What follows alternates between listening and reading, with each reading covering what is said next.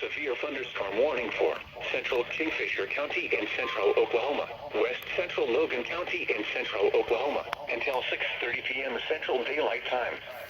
At 5:51 p.m. Central Daylight Time, a severe thunderstorm was located 4 miles north of Loyal, moving east at 30 miles an hour. Expected hazards include golf ball size hail and 60 miles an hour wind gusts. Oh, that was lightning. This is a radar-indicated threat.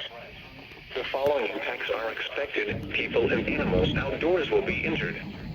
Expect hail damage to roofs, siding, windows, and vehicles. Expect wind damage to roofs, siding, and trees. Locations impacted include Hennessy, Dover, Loyal, Lovell, and Lacey. A tornado watch remains in effect for the warm area. Tornadoes can develop quickly from severe thunderstorms. For your protection, move to an interior room on the lowest floor of a building. Torrential rainfall is occurring with this storm.